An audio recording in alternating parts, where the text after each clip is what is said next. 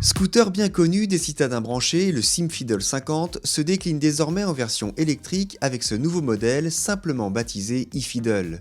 Calqué sur son homologue thermique en termes de design et de prise en main, il propose un style résolument rétro et une redoutable agilité en milieu urbain.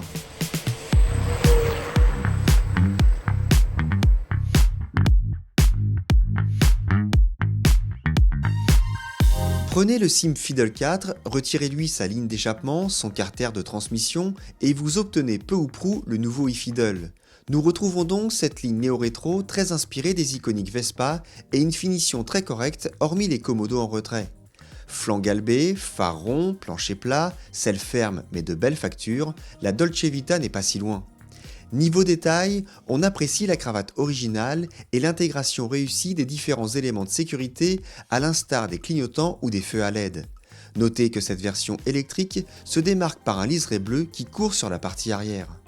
Côté équipement, nous sommes également en terrain connu, une prise USB, une marche arrière, différents modes de conduite, un plancher plat, un crochet accroche-sac, un porte-paquet, des repose-pieds passagers repliables et naturellement un coffre sous la selle qui a pour unique fonction de transporter la ou les batteries.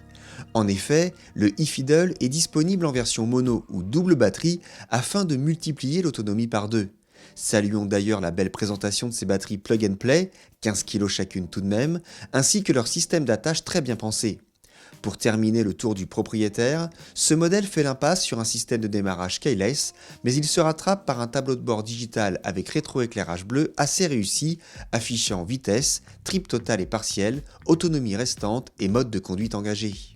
Dans sa version double batterie, le eFiddle est capable de parcourir 110 km à une vitesse maximum de 45 km/h. En mode éco, la vitesse de pointe reste identique, l'autonomie est augmentée, mais les accélérations du moteur brushless sont plus paresseuses. Pour faire le plein des batteries, comptez 2 à 3 heures par unité.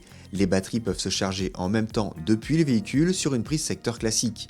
Le eFiddle est également livré avec un chargeur nomade, mais malheureusement ce dernier ne rentre pas sous la selle du scooter. Peu importe sa motorisation, le Fiddle reste toujours aussi agréable et intuitif à conduire. Il est vrai qu'avec des roues de 12 pouces, une hauteur de selle de seulement 780 mm, un rayon de braquage contenu et un poids facilement maîtrisable, le Taïwanais est tout sauf intimidant. Doué pour se faufiler et se jouer des pièges urbains, il est un excellent compagnon du quotidien. Le frein à disque avant se montre particulièrement convaincant, à l'inverse de l'élément arrière qui a tendance à bloquer la roue sur l'angle ou sur sol précaire. Autre bémol, dès que le scooter s'arrête quelques secondes, il est nécessaire d'actionner le levier de frein pour faire repartir le moteur. Niveau confort, rien de neuf sous le soleil, nous retrouvons un scooter plutôt bien suspendu à l'avant mais un peu sec au niveau des amortisseurs arrière.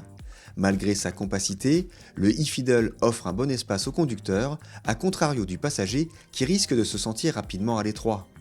L'idée d'électrifier une version thermique déjà existante est une bonne idée de la part de Sim.